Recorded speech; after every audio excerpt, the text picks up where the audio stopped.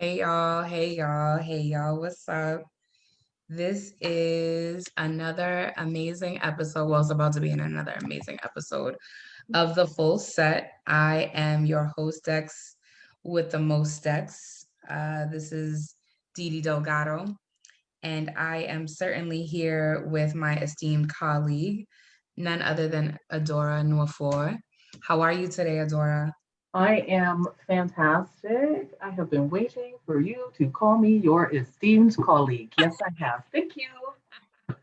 We have so much to talk about. It's like not even funny. I feel like no one understands what it is that we have to talk about. So we have to talk about what we have to talk about. Yes, But we yes. can't talk about what we have to talk about unless I put these payment links up, which I just did. Bang.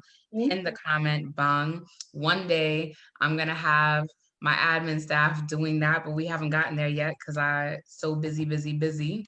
But I would On like the to cover. introduce you and let people know I had to get my titties together because I just realized I've been looking like Egypt's mom and not the Delgado. But we're I gonna hear talk that. about our kids today. Yes, Thank you. All yes. right. So peace. All right. So if y'all don't know what I know, I want to introduce y'all to Adora. I titled this episode Big Bone and Funny as Fuck because we're gonna get into it. So Adora Nwofor is a professional actress, comedian, host, and model, and has worked with outlets such as Shaw Television Canada, the CBC, CJSW, Flair Magazine, Chateline. Chatelaine. That's You French. got it. It's the You French. got it. The Metro, CTV, and the culture media magnate Omni Television. A trusted voice and the figure in the community, Adora has sat as board director for the Nigerian Association Youth, the Caribbean Western Carnival Development Association, and Femme, Calgary's feminist music and arts festival. She has worked with audiences from all walks of life and has stood as a founding organizer and Grand Marshal of the global initiative March for Women, Western Canada, from 2017 until the present. Adora has emceed for large-scale stakeholders such as the City of Calgary, Heritage, Canada Day 150, and Alberta Culture Days, Folkfest, Reggaefest.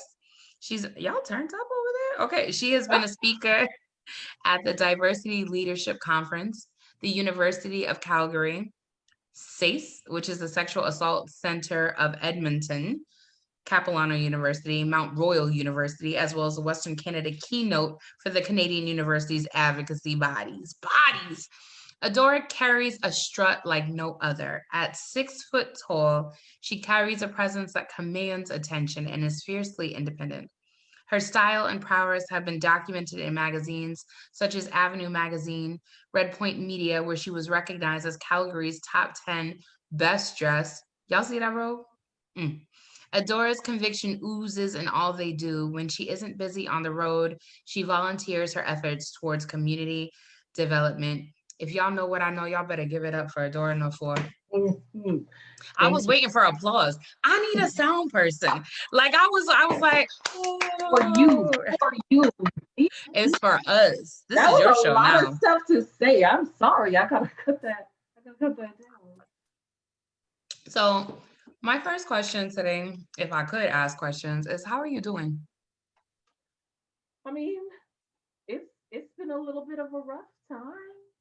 We've been marching, we've been protesting, all that stuff, but more so that it's like the recognition of my city that what I've been screaming about is not just nonsense forever. Right. I think that people are seeing me in a different light. So they want to have some conversations, and I don't want to have all those conversations. And to be honest, there's a lot of black folks, a lot of black folks that want to have conversations. Oh, it's a lot of black folks that's questioning your methods. I'm mean, and I'm miserable, and I'm okay with that. Mm. Yeah, yeah. So But I just want to let people know how I know you. all right, let's Am hear I it. allowed? Am I allowed to talk about it? Of course, You got kids. I got the kids. And when I literally started posting about Egypt, I noticed that you were one of the first people to ever reach out to me in my inbox and just be like, are you okay? Like, you know, like if you ever need to talk. And I know a lot of people say that and they really just like asking for, let's talk, like, so that way they can listen and then be like, wow, you know, my life is so much better than Didi Delgado's. Just a Hmm. train wreck waiting to happen. Oh, please. And I do feel like because you are the mom of two beautiful twins, and I feel like you and I had a common ground other than being Black femmes. And it was just really refreshing. Like I was like, didn't trust you at first. I was like, I'm not responding to this. And then now you're the one canceling conversations with me. Like, you know what I'm saying? This is like your eighth time rescheduling because you got so many protests to go to. So, I mean, you're like, I'm really sorry to do this to you, sis. I'm like, who the fuck am I? Yeah. Like honestly, I want to connect. I want to connect with whomever wants to connect. And grow and respect our boundaries. And I feel like moms don't get a moment to just be whomever they are because we were people before we were moms, I'm before glad we were somebody said it. parents. Like I always ask people, what did you do with the first 18 or 24 or 48 years of your life Right. that you are? I get it. We are in our children. We love our children, but there's also a person there that needs to be heard and seen and expressed. So like I feel like those are the best kinds of moms, and more moms should be able to do that because parenting is not an identity; Mm. it's an activity. It's not. Please, please, please, please. I'm gonna be honest. The plan was 0 kids. I got What 3. changed this? Because I'm currently like I teeter totter between saying I'm not having no more kids, and then I say I might have one more if the right person act right. I don't know. Oh, I got knocked up. I mean, Oh, okay. yeah, my birth control failed. So the first time I was on birth control, I got pregnant. I was like, all right, let's do it. And then the twins came, and that's not the nicest story. I was at the clinic, and in Right. my province, they have to tell you if it's two babies. And I was like, Oh, all right, wow. yeah, yeah, you get the internal exam, and then they're like, by law, we have to tell you if it's more than one heartbeat. And Is that to change your mind? of course, They were like, you can't get the 2-for-1 deal. You got to know about. listen, literally, I was on the bed. They were putting the thing in my hand, and I said, because they were like, you can change your mind if you want, like whatever you want to do. And I was there, and I was like, okay, so like, can I come back? And You were like, let me schedule for next week just in case. anything you want to do. Literally, she said, anything you want to do. It doesn't matter. Anything you want to do. I said, are you sure? Anything you want to, we are here for you. I love this story already. Today, we are here for you. I said, okay, okay. I went home. Here's the thing, though. My mother is an identical twin. My dad is a fraternal twin. And the good kid was supposed to have twins. I please. I got knocked up 2 times. For sure, I'm not the good kid. But whatever. Oh my goodness. I can't So, believe it. family legacy achieved. Achievement. And You were job. like, you leveled up. You were like, just kidding. They're great accessories. Those two babies in outfits. Come on. Come So speaking of accessories, because twins are great accessories, I had never considered that. I want to talk about the Adora, who you are as a person up until the point that you became a mom. And how on. have you, yeah, I know I ask good questions, but Wow. how have you been able to stay connected to that part of you? Ooh. Okay. Well, I'm gonna start with this look here, like this But look. first of all, let's just clear the air. Let's just clear the air. This is Maybelline. I don't know what that is, but that's like gorgeous goddessness. Like you understand what I'm saying? You came out here with your nose ring. You came out here with full face. I'm missing highlighter and foundation, and you just shining bright. Like So listen, to be honest, full disclosure, I filmed comedy for Pride this morning. Okay. So I had to have So something. would you have served on me this way on a normal day? I Not feel you not would. No, not I feel you lashes. would. Not lashes. Because we No. can have lashes. But on a normal day, I would make sure that there was some, like, at least some glitter, blue, something. Yeah. But When you because text me and you said you had a full face on, I said, fuck. And I have like just in case makeup here because I'm visiting and I have just in case makeup. I put this shit on my lips. I said, why is it burning? This should say plumping lip gloss. And yeah. LA girl. Like, it's like, I'm looking to this one here. This I had to put some lipstick because this one here disappeared. I love it. I yeah, I so want to normalize us talking because we're both professional femmes. I want to normalize us just talking about regular everyday things. Like yeah. people turn in and they get so excited, like, what free labor will you give us today? And I'm not here for that. What You know what I'm happened saying? this time? What I happened? don't know what's wrong with people. This this look here, the low haircut and the big glasses. This is homage to 12-year-old Adora. Mm. Because 12-year-old Adora in Calgary, Alberta, Canada. Yes, we So are you're born and raised? born racist, still living the racism dream. Okay. Yeah.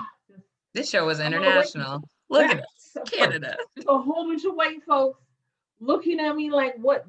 Where did that come from?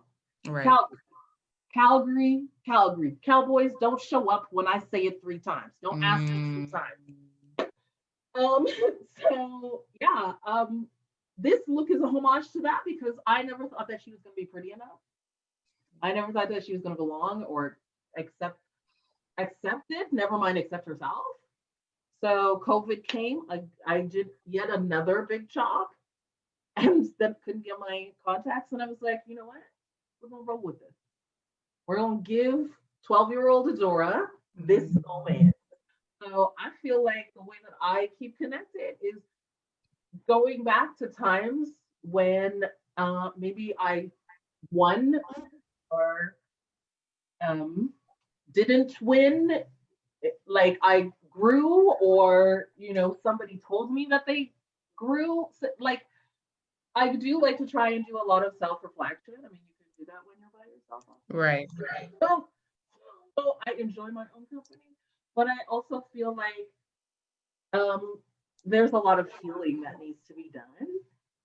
And if I want to be the best person I can be, I have to do that healing. So I have to be connected to those things. And once you're connected to it, you become grounded and then it becomes habits. I don't believe it. Oh, okay. All right, then. You don't have to. No, I'm wondering, as someone who has like so many different things in their arsenal, right? Like why healing would be important. Like you Ooh. are, right? Like, you're very successful. You are very, it seems to me, very sure of yourself. Like, I often like side eye and I like slide in your inbox and I'm like, and what do you think about this? Like, you once gave me the advice that I don't I don't need the validation of anyone else to tell me what my part in the story is. Um, and I've been sitting with that for like a year and a half now. So, thank you for that. But how do you justify the need to heal, right? Because everyone would look at someone like you and be like, you got it going on. Oh. Well, I'm a single parent. I've only ever been a single parent. Mm. I How old are the twins? They're 13 in August, Leo babies, two of them. Sagittarius, thank you. My I also have a son. My son is 21. So I You was look able amazing. to, thanks. I'm working on it. So I want to be volatile and like still going to California when I'm like 85. Right. I like that. So got to work on the knees. Oh, anyways. I often work on my knees. Wait. I'm such an old person. Okay.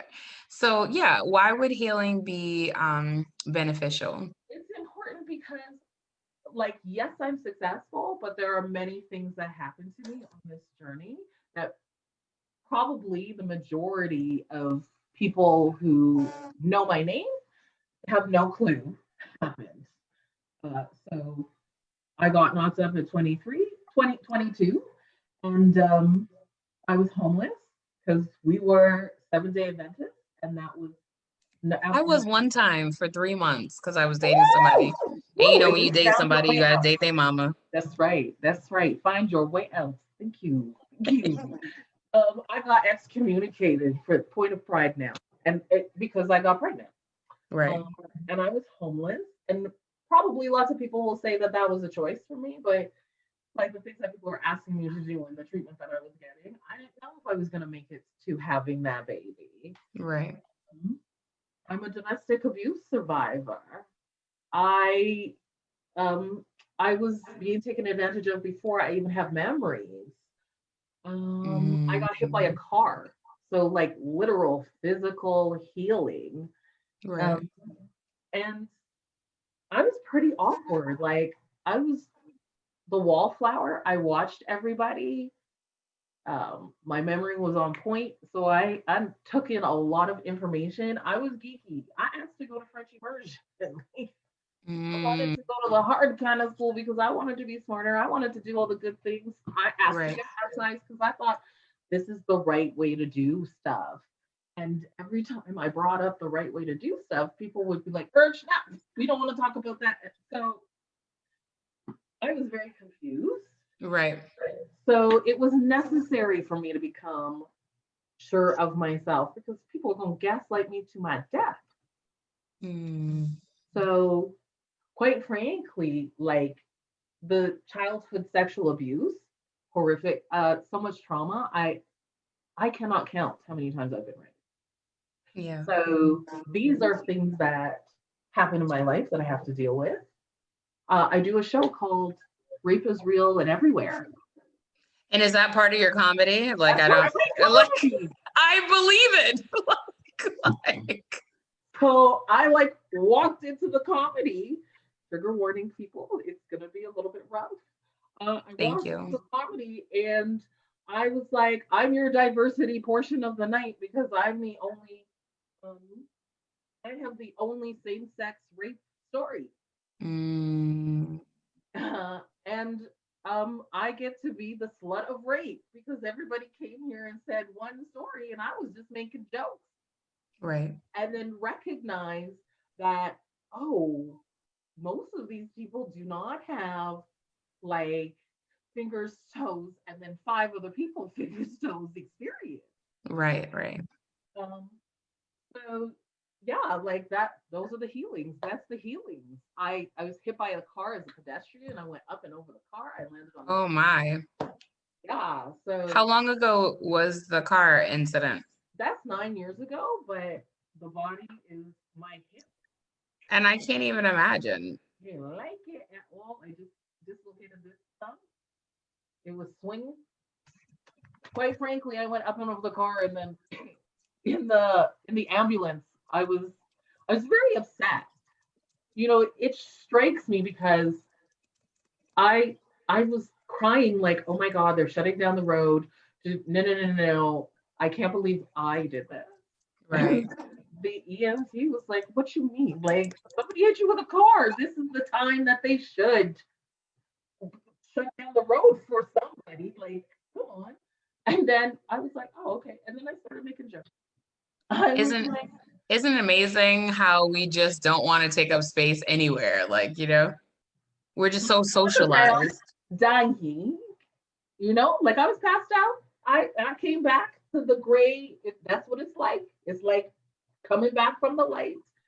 And I started making jokes like, who white folks, my hair was like this. And I was wearing to like here wig, and it was on the other side of the road. Your wig was gone, bitch. And I'm the one deceased. I would have been the white part where I people, actually left. I would have been like, "Oh, where's the light?" I said, this is not how black folks get a haircut. Please do not start hitting us to get a lineup. Hello? No, Right. singing feels like the first time. Feels like the very first time I got hit by a car. Right. Right. So, yeah, they were like, you don't have a concussion. And I totally did. Can you say that again? Because you were far away from the computer. What'd you say, babe? They said, you don't have a concussion. And I totally did. Oh, And they said wow. that So then because after you got hit by a car and flew up in the air, they told you nothing was wrong with you? They don't give a fuck about us. they said my dislocated thumb was and a basketball injury. I'm like, who dislocates their thumb in basketball? Who told you I play basketball? I'm awful. This is all I can do. Right. So no, absolutely. Listen, they also told me you probably this happened in 2011. They were like, well, you probably won't really do anything with comedy because you're not already famous, and you probably won't do anything with modeling because you're not already and I was like, what? Didn't Megan Thee Stallion say her haters are gagging? I love it. I love it here. This is why I wanted to come here, because I knew I was gonna love it here. They need to stop talking about Megan. Yeah, I was gonna ask you, because I don't know if many people know this or not. Like we're like 60 episodes in, and I don't really talk to people about what we're gonna talk about. We just do the show, you know. Yeah. I was wondering, I've seen a couple of statuses. I have some really tall bitches on my Facebook feed. I'm wide out here, like what I'm saying. And so I need some people to equilibrium me out, right? And I know I follow Leandra, I follow you, and I'm not asking you to speak for tall women everywhere, but is it your experience that being a Black woman, being a Nigerian woman, and then being someone who's extremely tall is a precursor for you to be discriminated against more so than someone not at those intersections? For sure. For sure. And it's been sunny in Calgary lately. So I've been getting the melanin in. And the darker you are, the taller you are, the fatter you are, the more space you take up in the world, the worse you are treated. If you are unapologetic about it, no. And I really started noticing that when people were like, you're tall for a woman. And I was like, does that mean that women are not supposed to be tall? When people were like, you have a masculine quality to your voice. And I was like, what do you mean? You act like a man. Why are you, is that bad? Are men bad? I feel like I didn't say it. It was a question. But Just want to educate the masses. so all of them. But what I found out was that I was asking questions and I was hard to manipulate and I was sure of myself. So I would interrupt when I was like, listen, this is going south and I'm not down to sit here for another 45 minutes. Right. Can I just move on with my day? People didn't like that. So I remember being pregnant, 22, and it was like in the winter, and I like running onto the bus, this huge jacket. I'm huge. The baby was 9 pounds. And people would be looking at my hands to see if there was a ring before they would get up. And I had a smaller friend. Wow. Had a smaller friend. She was maybe 5'5", and she's biracial. She's light skinned, and she was married. She wore that ring, and everybody moved for her. Everybody would let her sit. So there's like 3 seats. One person will get up and tell her literally to sit, and she'll be like, "No, my friend shouldn't sit." And people would be like, make up their face, and like so many. I'll be in the club, and walking in, dancing, making my move through the crowd, and somebody will see me and think that I'm attractive because I am attractive. And I'm passing by, and their friend will come up from behind me and be like, "Make sure that's not a man." What? What? What? Okay, first of all, what if he likes a man? Right. What's the problem? Right. Second of all, whatever I am is none of your business. Why you come from behind me and do stuff? I've been in many. I've been in many fights because you can't be strong. You can't say no. That means that you're difficult. You're Right. angry. The second Right. you say, I don't like this, you're angry. So my boundaries are on lockdown. Plus, now I'm an old lady now. Like I'm not spring chickenish anymore. This is officially midlife. I'm closer to 50 than I am to 30. So I keep telling people like this is auntie time. I'm officially an auntie. So I like anti-life. I'm oh, very anti-children, so it's just like, just please go back. Thank you. this. Can you get auntie a drink? What you got in that tumbler, Dora? Oh, it is gin and soda. I really can't get into gin. I don't know how y'all do it. It's I also wanted to know if your favorite color is blue. shocking. It is 100% blue. I'm vain and shallow, and it looks amazing on me. So No, it's blue does look amazing on you. cute. I wanted to tell people who are listening in and may not be able to see what I'm seeing in your background. You have a lot of lights in your room, a lot of fairy lights, a lot of glitter. There's a lot going on, but the main attraction, aside from you and this brilliant royal blue color, which is actually also my favorite color, um, technically my favorite color is orange, but I think like lately with my spiritual journey, it's been blue. So you have this beautiful, and I was like, what is it called? A décolletage. I mean, I don't know what the fuck. I just made that word up. It's probably not a made up word, but sometimes I confuse words.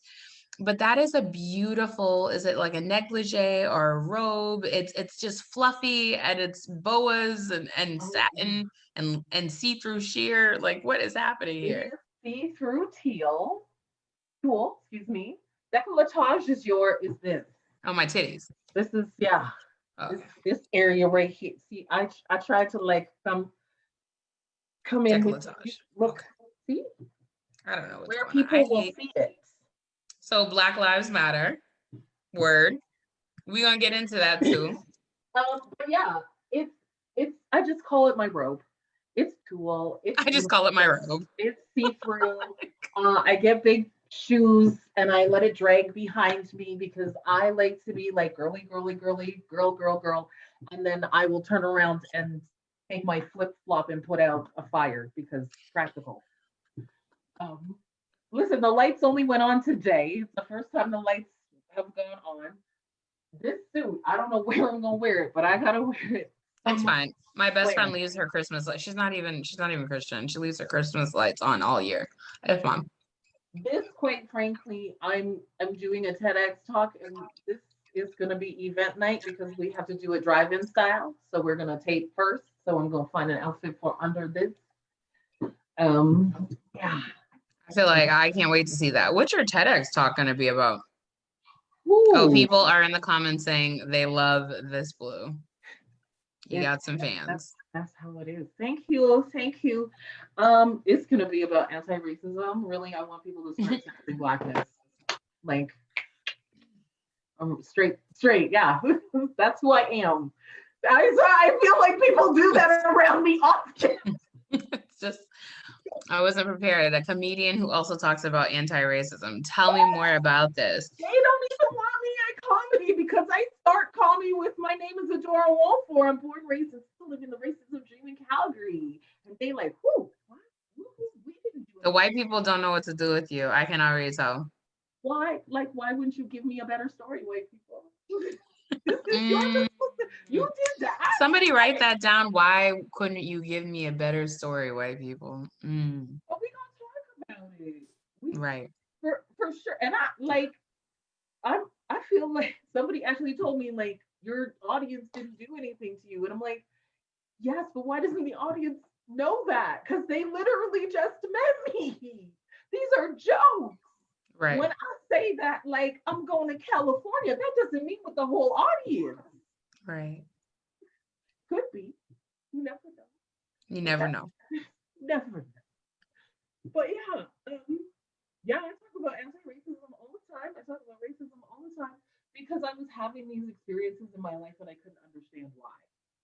So, um, there's going to be some stuff in the TEDx that is, I'm going to be like, hey, listen, that was a trauma response. It's not cute. Right. Yearning for whiteness is not cute. I'm a Black person. It's glowing. The melanin is popping. This is magic. This is everything. This is the Eve Jane. Come on. Like, why wouldn't I want to be this? Why did you make it? So I felt like this couldn't exist. No, that's so yeah, those are the things that I talk about. Sometimes it's rough. I feel like I'm a fucking delight. So we You can are, talk to about me, it. you're very delightful. You're also rough around the edges. And when I say that, I mean, I'm a ratchet ass bitch. So I mean, like, and I thoroughly enjoy talking to you. We've been on the phone for hours before. So Yeah. Listen, I feel like being rough around the edges is necessary. mm, I feel like once it gets too smooth, you're too comfortable. Like, where's the growth? What's happening? Like, I want some grassroots. I want to get into the dirt. I want to be connected. So, my education is anthropology, and I I'm like. sitting in the midst of an anthropologist. I have a high school diploma, but go ahead. Listen, there's still a year left on the degree. Come I have closer to the camera. Go ahead. I feel like anthropology is so important and people don't really pay attention to it. They don't care. What Culture is it? this I it know is it's a store, but I also know that, no, don't I have blame a me. dress. I do have a dress. What you I have talking about? pajama pants because it's the I only thing I can fit. I was But bringing you in, Sim. I was bringing you in. That's the rough around the edges. Yes, anthropology is a store. what else would, and then there's ants in it, right? Like it's a study, ant is in it, yes, but that is like it's aardvarks. no, not What did you quite. go to school for, Adora? It's the study of humankind. Oh So shit. so a lot of people do physical anthropology, and that would be more like monkeys, apes, bonobos, gorillas, that sort of thing. The physicality of humankind. Uh, so evolution. Listen, the Okay. 70s hate that. But I did cultural anthropology because I wanted to know about culture and peoples and how different social groups work. It's very interesting to me because I was the wallflower watching people. Plus, like, I'm Nigerian and Jamaican and Canadian. I call it a Nijacan. Mm, All three and nothing less because I want. It was just come like on, intersectionality. right. Woo. Afro, like African Black, Caribbean Black, Westernized European Black. So a lot Mm, of ways to see Blackness. right. And people want me to choose, and I can't because I'm all of those things.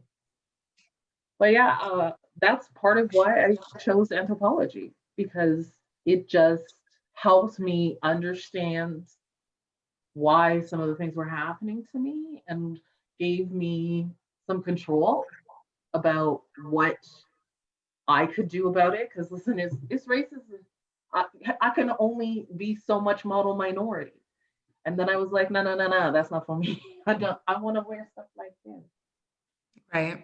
So, yeah, I think referendum allows you to have conversations with all kinds of people. And if you want to talk about culture and if you want to be connected to people, you have to be able to discuss a vast amount of information and connect with people on different levels. You also have to kind of be informed at some certain sort of level about all kinds of things.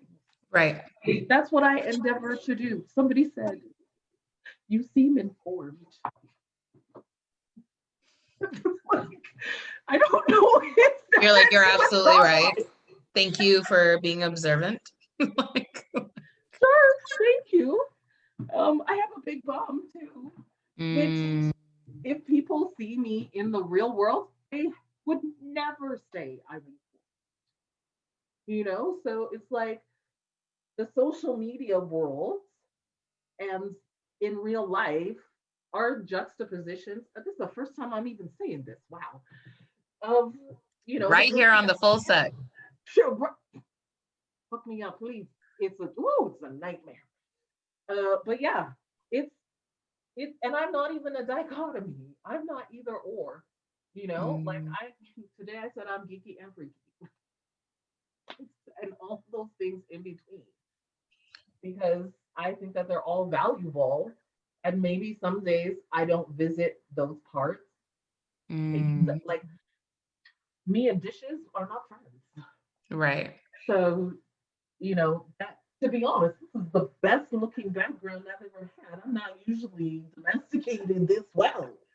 But it just so happened like I like clothes. I like Right. to change my exterior. So when I when I use that gaze, it always turns out well. If I'm using the gaze of I want to make white people comfortable for my safety, I do that well because That's what my next question was gonna be is what does safety feel like to you? As someone who people would mistakenly, because of your appearance, would mistakenly consider you strong or like very forward, what does safety look like in an ideal situation to you? I spend a lot of time at my house. I spend a lot of Mm, time alone because when I go out, people want to touch me, they want to talk, and it's like I'm happy. Okay, it's COVID-19. I swear to God, I'm not.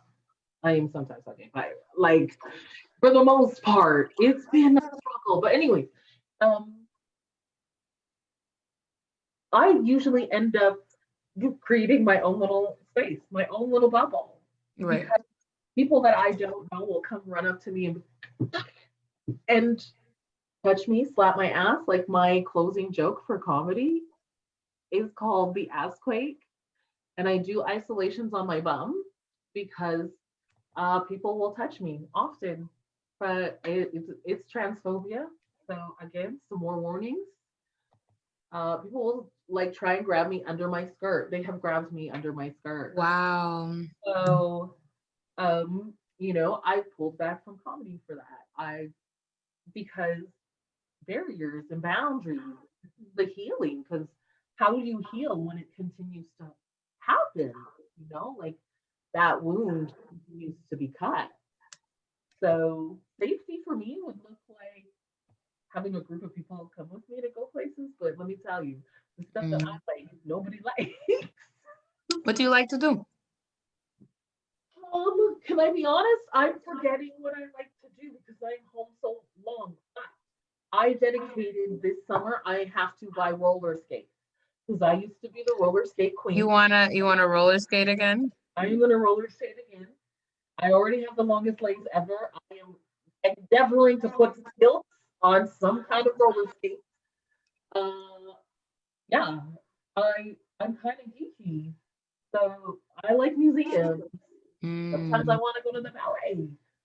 Sometimes I want to drop it like it's hot at the reggae party, right. right?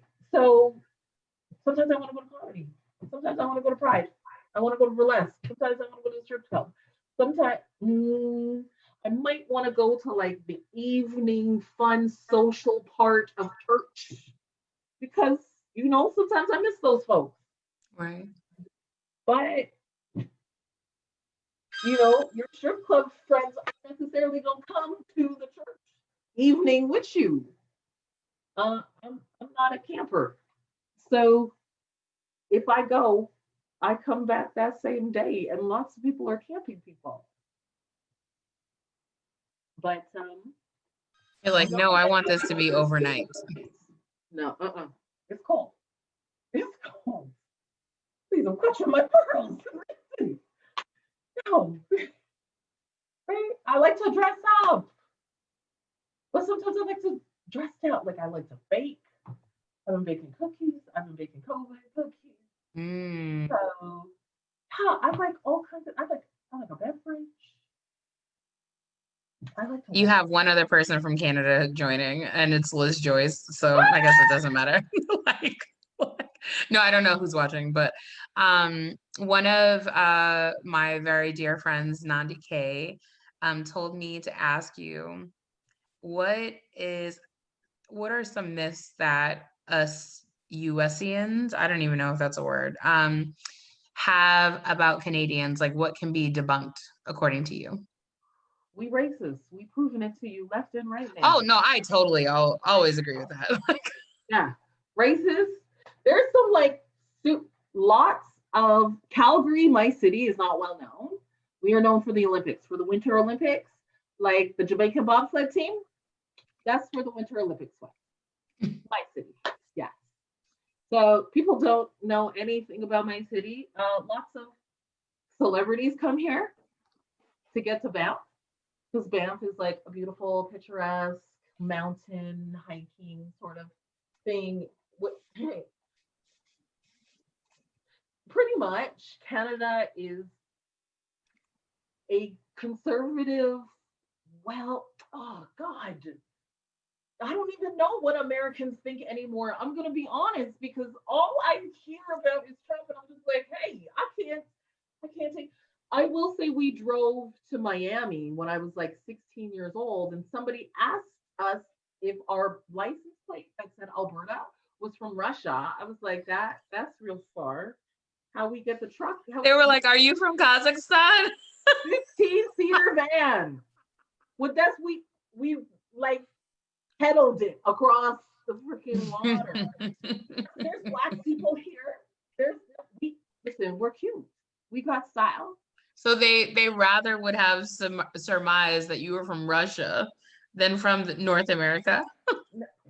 So black people apparently don't live up here. We don't have any style. We don't have any flags. I did think that black people didn't live up there, and then I met Drake. So So kind of because have you heard that accent? Could you stop? That's like the Toronto Jamaican accent. I'm sorry, Toronto. I love you. I truly do. But I sound like this because Majama can't. I can't do that to myself. I can't do that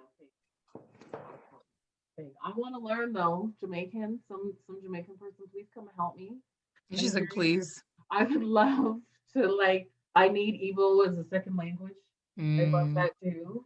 I have both current passports. I'm trying to get a third. I want my Jamaican passport too. All my kids have both passports also. We're not Well, playing. we got to make a done for Didi trip. That's what we got to do. And we're supposed to go to Carnival this year. Mm. That's what this was purchased for. This was purchased so I could go on a waterfall in a bikini and Right. dip and take some pictures and put that on my Instagram so I could be like serious and an influencer and all that. But then COVID, I'm mad. COVID's fucking it up for all of us. I wanted listen, what sneakers to go to Carnival? Watch. Mm. Because I almost never sneakers. Come on, Robert! Come on, Robert! Woo! This is my favorite show. But Wow. Okay. I see you out here, sis. I but it comes a little wet. It came in my size. I was ready for the road. Right. But How did 12-year-old Adora get to the place where you decided you could model, right? Like, what was the shift for you? um Oh, you don't like when I bring it back. It's okay. Go ahead. no, I love it. I was trying to formulate was there was a few things. I will say 12-year-old Adora, like I'm really a dancer. I say that because I love to dance. And I wanted to be a ballerina. It's literally the only thing that I begged my parents for. And at 8 years old, they told me, you are already too big to be a ballerina. And at 8, the teacher is like, you don't have to work so hard.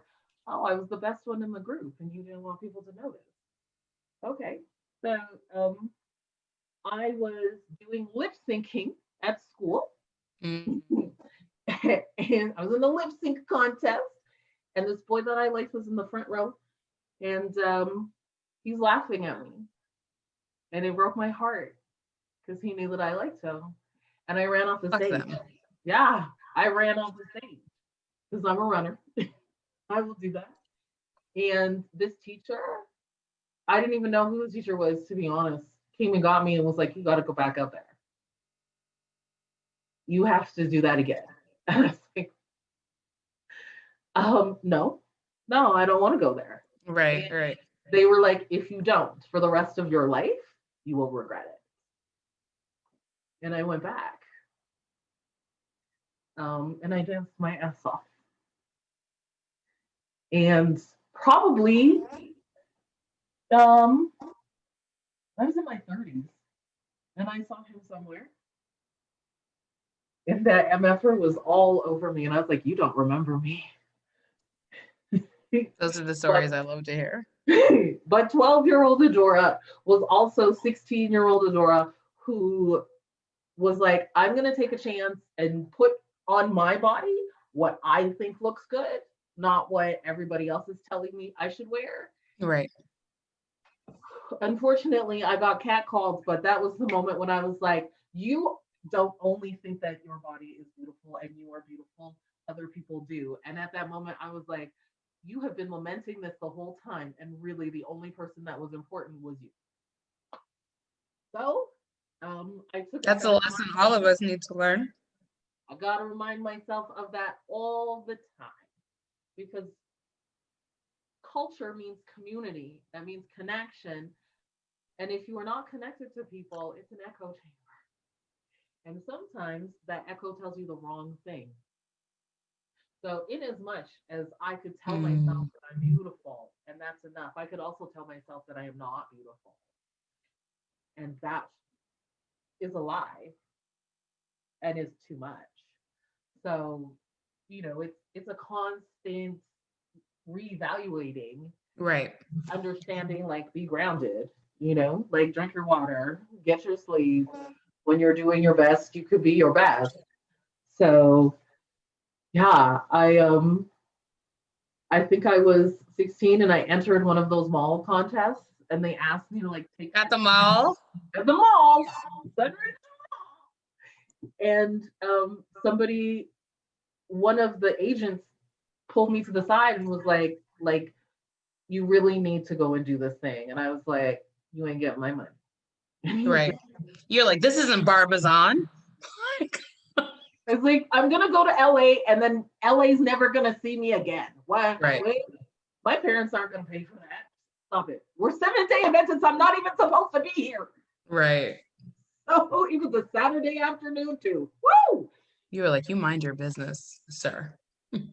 So I remember at 19, I had this great boyfriend and he was like, he couldn't talk to me because I was so beautiful. Literally, it took him a year. I went up to him to say hello, could not say a word to me. It took me, this is a great story, but I'm only giving you the snapshot. Anyway, Okay. Hey, we gonna revisit that another. Okay, you're gonna have to call me.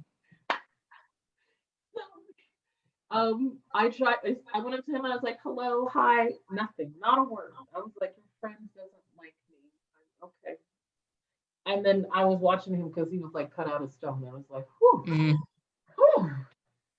And We like the ones that are chiseled. I mean, I like a one that's got a pot belly too. It's fine. The whole thing. I have learned that I can appreciate so many types of bodies. But at that point in time in my life, that was super professional, bitch. Because I do that for myself too. Okay. Right? I'll allow it. I'll allow it. I got the thigh brow. Hello, we talk about it. It's important. The best place to put your head. So, he, like a year later, he said hello to me, and I was like, "Oh, you talk?" And he was like, "I basically was like, I couldn't talk to you because you were so beautiful. I could not understand how somebody so beautiful was speaking to me. The lyrics. Thank you, the 90s." So he encouraged me, and that's really how I got off the elevator, to be honest, to go to the modeling agency the first time. Shout out to Mode Models. And this gentleman was coming out of the office. I didn't know that was the office. And he was like, And I was like, oh, what now? Right. And he was like, where are you going? And I was like, I don't know you. Why are you asking me this? And he's like, actually, because he could see it on my face. Because I don't know. Well, I guess the glasses hide it, but you can't hide anything here. Gotta get professional to do so. But he was like, are you going to the modeling agency? And I was like, yes. And he's like, okay, come with me. And he like literally walked me past the front room into the back office and was like, she wants to be a model. And I was like, what is happening? Wow. And nobody booked me in my city. So you had to go outside of Calgary. I had to go outside of Calgary. It wasn't, I went to Africa, really. I went to Nigeria, Oh, you 2011. went to Nigeria. Oh, yeah. And I did, watch now, I did a Nollywood movie. I need a Shut home. up. You have to send me the link. For years, I can't believe I'm about to tell you this. For years, right? I watched all Nollywood movies because I dated a Nigerian guy and I didn't know that I was 29% Nigerian. So it is what it is. But I felt such a strong connection to like the superiorly bad acting and just like overall overarching themes. Like I definitely felt a connection. It is blaxploitation movies. That's what it is. Nobody is But I real. cannot not watch. I don't know why that is. That's the magic of it. When their words and their does it match up? And I watched one the other day. They were shooting the gun, and it was like all of this light. The Bruce Lee film? Like, what is happening? But I love it. Like, anytime somebody says Chiamaka, like, I get excited. Like, you know, like, Chineke, Chineke, Chineke. That's God right there. No, I'm yes. sorry. Chineke, excuse me.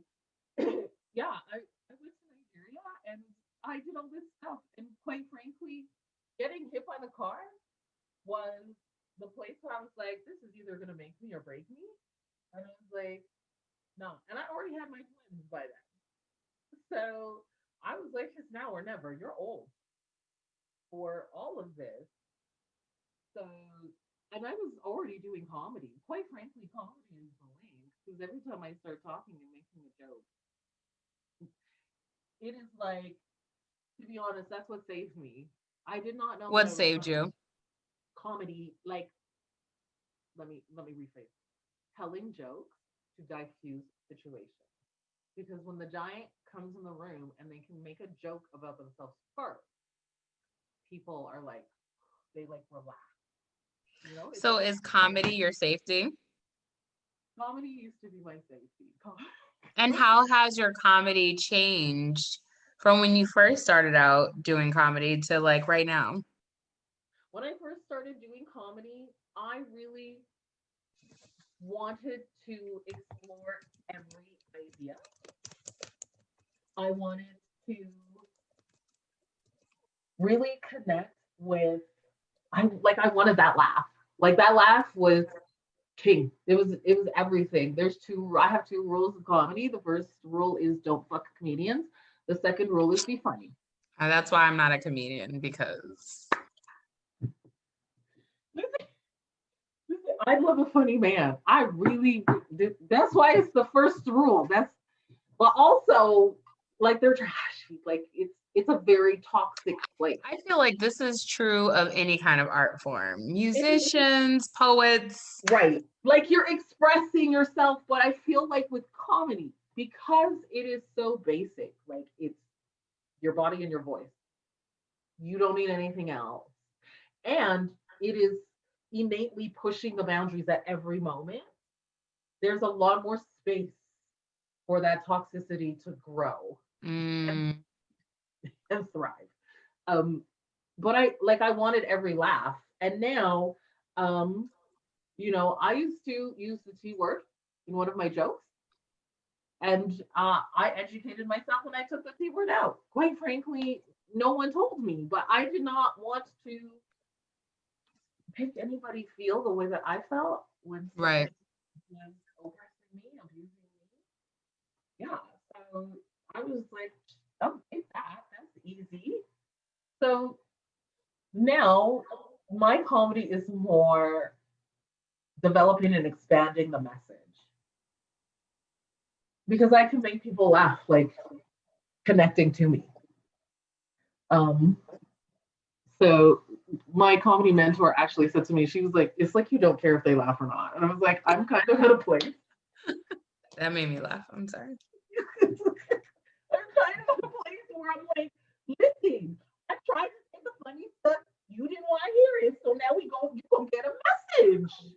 When did you shift into activism? Because I know that you've been doing a lot of work, so much so that you've canceled appearances to be on the full set because you're like, excuse me, things are popping off here. Gotta go, stat. I'm like, what? When did this nigga get a walkie-talkie? Like, I mean, like what happened? I was like, my city needs me. I've always had conviction. Quite frankly, my people who know me from like high school and elementary school will be like, yeah, she's always been like that. I can't handle people being in pain. I feel Mm. like I can relate to it. So if I can interrupt it at any, I'm sure I will. Like If you people could know. interrupt pain at any juncture, you would. Yeah, like if it's just for me to say excuse me, how difficult was that for me? Like it has snowballed. And now stuff is difficult, but at the same time, I was gonna be harmed anyway. Like if that stuff exists, I'm gonna get harmed. So Are you often attacked for your radical view? When I say radical, I just mean like views about your own life and how it affects other people. I know because I'm always laughing. I'm like, if you people think I'm radical, wait until you meet my kids. Um, Not even that. Like I can't even imagine like if my kids went to the States and came back here. Anyway, um, I'm sorry, what was the question? The question is, I think I asked, like, how did you get radicalized into, you're working with Black Lives Matter Toronto, you're out here, going to community meetings, like, what shifted for you? Right. My kids. So my son is biracial. So he has a white daddy who tried to tell me that racism isn't a thing. And I was like, well, if my child's parent can do that, what is the world doing? And Mm, uh, I was I was ignorant to a lot of things uh, because I had tried to make myself safe in a white community, a society by playing the model minority, trying to do my best. But at the same time, wanting to drop it like it's hot in the club, right. you know. Um, so when I couldn't protect my very light skin, white, like my very white, light skin black child, who had a afro and I was braiding it and all, he had his African outfits. When I couldn't protect him, Right. I kind of like woke up and I was already taking anthropology.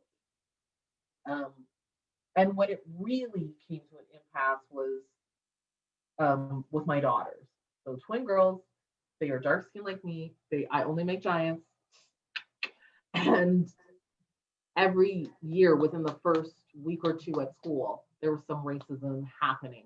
There was a little kid, like a 5-year-old, called my twins poop at daycare in front of me. I'll And fight them. when I tried to talk to the daycare, they kicked us You're like, out. let me just talk to the mom, though. Let me just talk to the mom. Like, And we just stand outside the door. I don't even need to talk to her. What you? Excuse me, ma'am? Pardon? Hello? Could we have a conversation? Because yeah, they cussed me right out. Just for me to say, can we have a conversation? Is too much. right. So, I was going to the school. I was trying to do Black History Month events, and then the school starts to like push back and be, oh, of course we're going to do it. And like this year, I just got the runaround. Somebody asked my child, can I get the N-word pass so I can destroy your sister. I was like, what? Excuse me? Want to Right. pick up my baby's hair? Like all these things. And I was like, absolutely no, no, no, no, no. So I became more vocal online as well as with my comedy, as well as with like showing up in this kind of stuff. Like, you can't ignore me. Right. Now you want to hear what I have to You're say. like, do you see me in these sequins?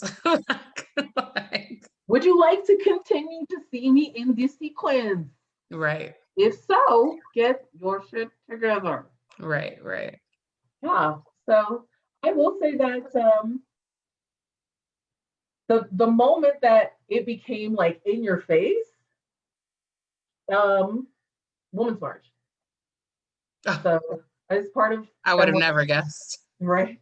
When I saw the Women's March on there, I was like, Yeah. So that's a trigger word for me. I hear you. I hear you. You're gonna hear some nice-ish kind. Okay. Yeah. As part of Femways, and we try to create stage for marginalized genders, women, BIPOC, in general. So I was on the board, and then I also curated comedy.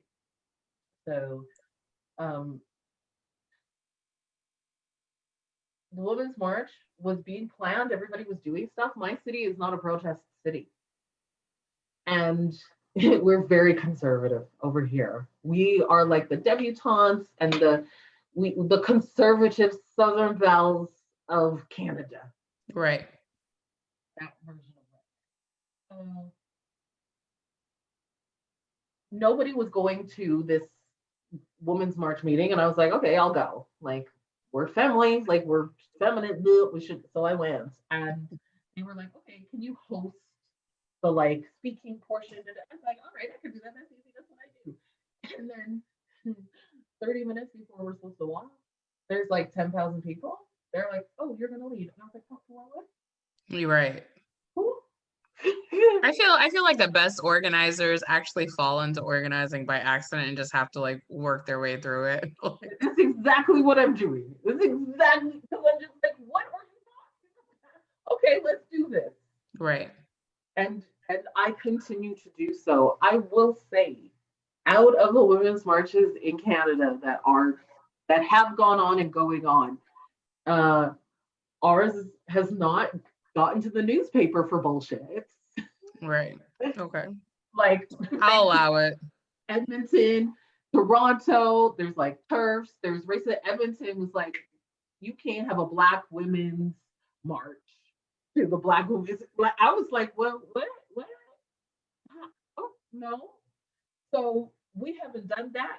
I'm sure there are missteps. Quite frankly, when I show up, I'm like, hey, I don't think that that's a good idea. Right. We have an ASL translator. We got one year number 2. Okay. And I actually watched a woman come to the front and be like interacting. I almost cried because I was like, I'm almost legally blind. So if I take off my glasses, you're like a brown-ish. Your background is blue. I see like it's Okay. um. So I understood that interaction. Like, you are connecting. We have continued to expand that. Um, my friend Ebony is a Black deaf woman, and she has now come on to educate us on how fucking trash we are. Right. Um, I raise my hand on every single yeah, time. Yeah, yeah. I'm definitely So, trash. um, Ayana is a blind person that we know, and Ayana Ife, right?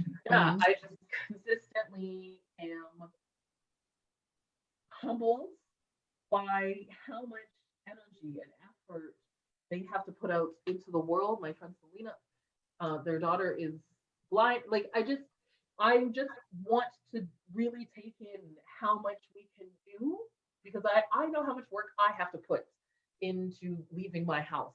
I can Right. only imagine if I had any of these other oppressions and barriers in my life.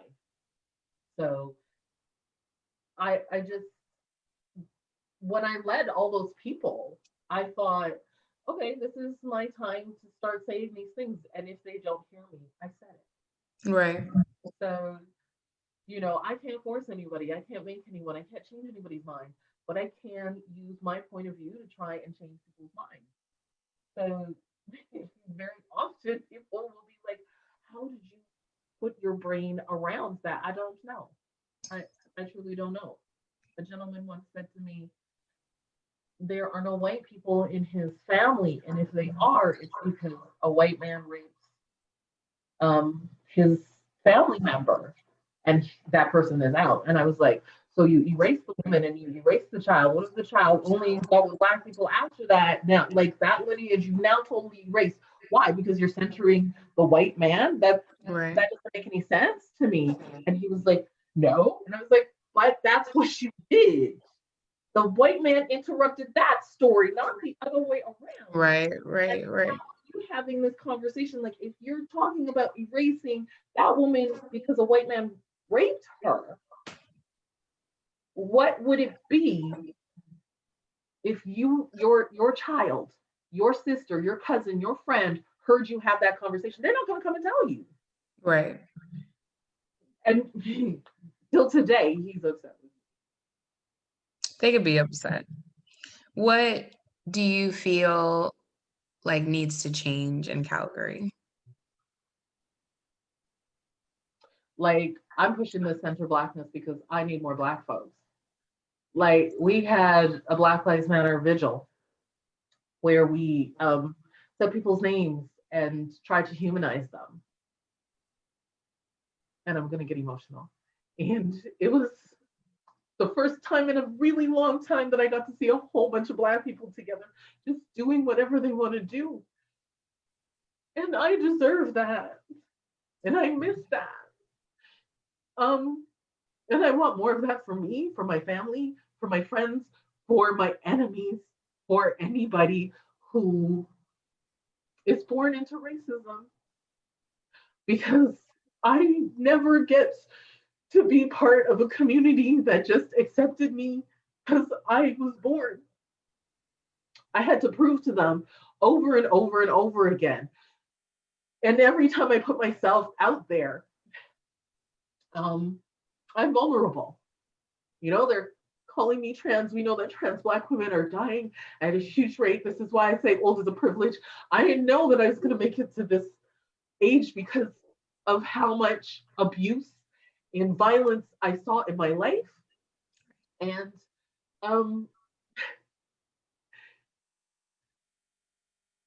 I want Black people to feel comfortable existing.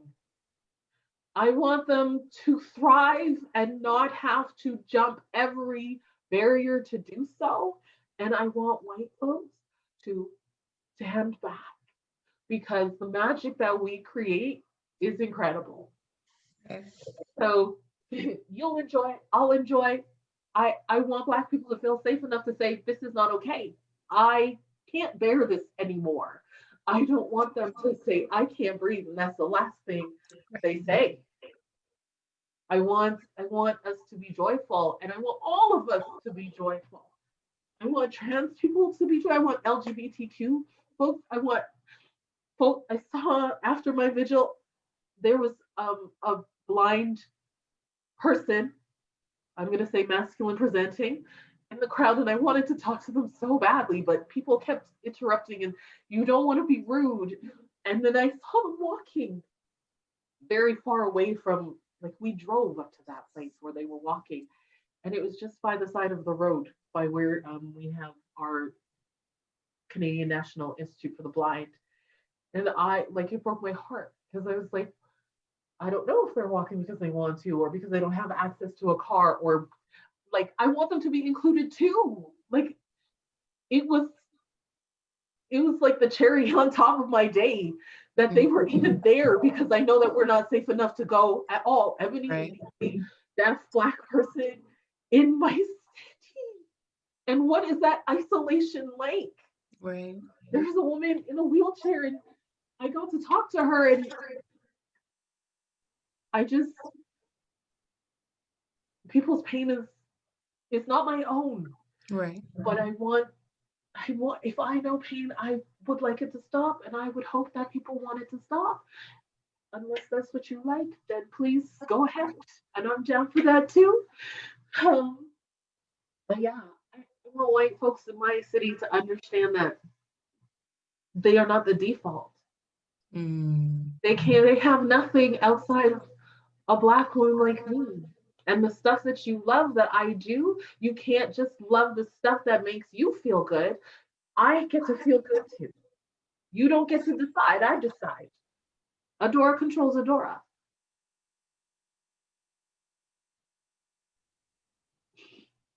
Yes, pretty? No, I'm just grateful for this conversation. Thank you. Thank you. All right, I always get emotional when I talk about. I was like, I refuse to cry because this is Maybelline and it's gonna come off. Okay. I blinked like 15 times while you were talking It's because I all was like, I won't do it. um I want to connect with people. I want people to have connection. I want people to have community. I want them to feel supported and loved and full and whole. And I can't do that if I have to answer where I'm from at least 3 times before. Right. Hello, I sound like this. Why can't I be from here? Why? Why do you think I'm lying? Why do you Right. think I don't understand the question? Trust Black people. Oh, because Black, we know. You know, I know. White folks, trust Black people because we know the stuff. You know that we know that. You keep pushing it, and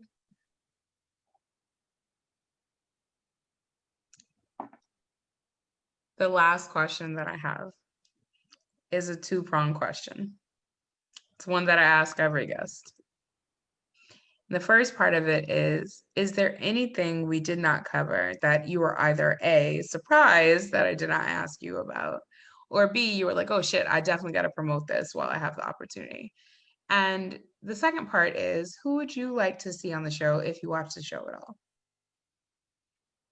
you know I watched this. She'll stop that nonsense. I know, I have self-deprecating humor all the time. Sometimes I'm like, shush, a show is not your show. Um, uh, I don't, I don't think there's anything that I thought that you would ask me that you didn't. Um, the like Canadian stereotypes kind of threw me off because I was like, I don't even know what you was. This is how little I'm just like, Blame Nandi. I totally take I love it. responsibility. I love it. I do love it. I need to be in the states more, folks. That's the message. Um, I would say that I want to see.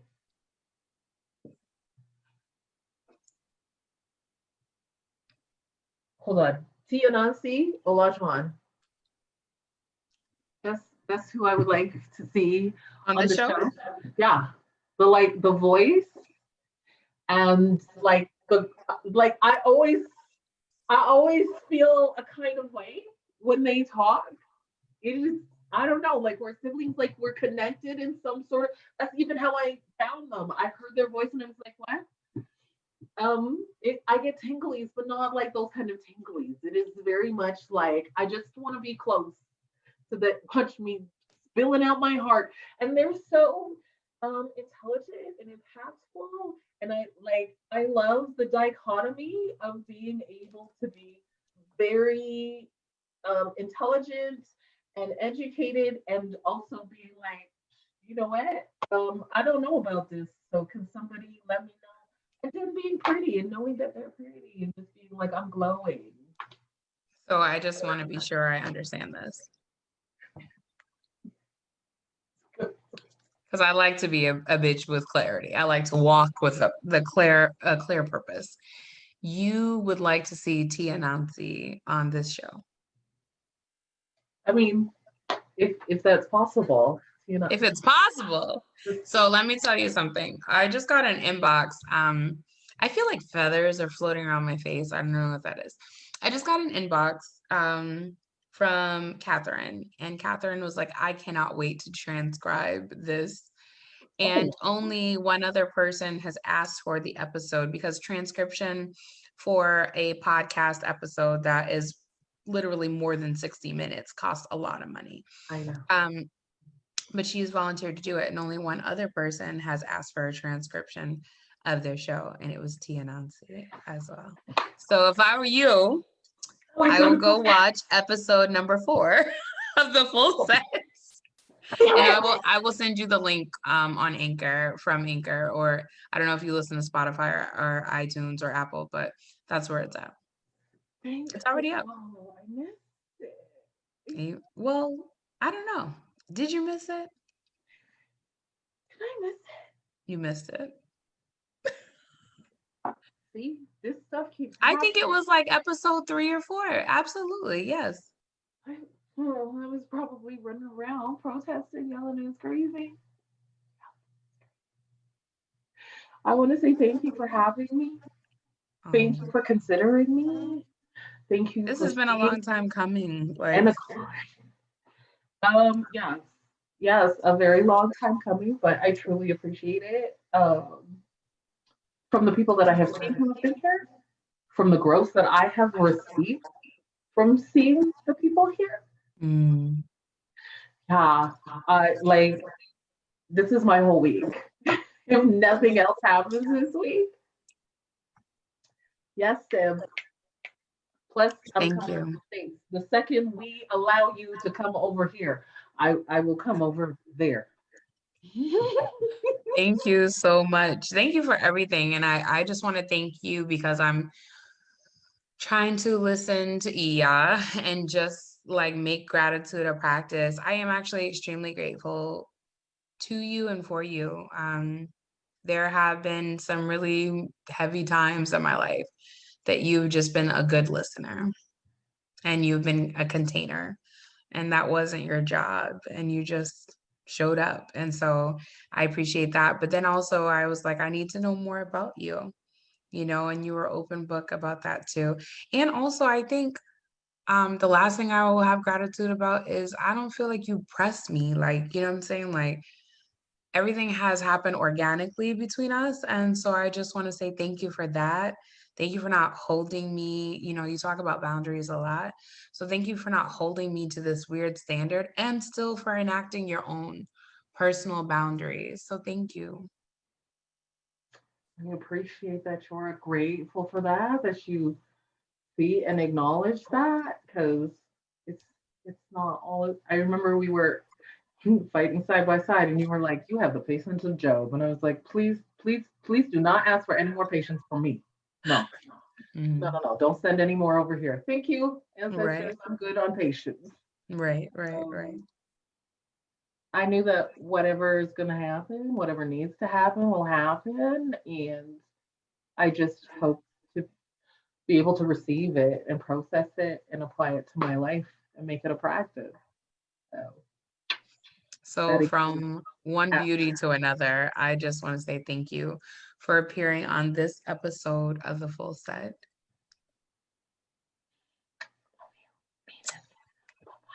Bye, y'all.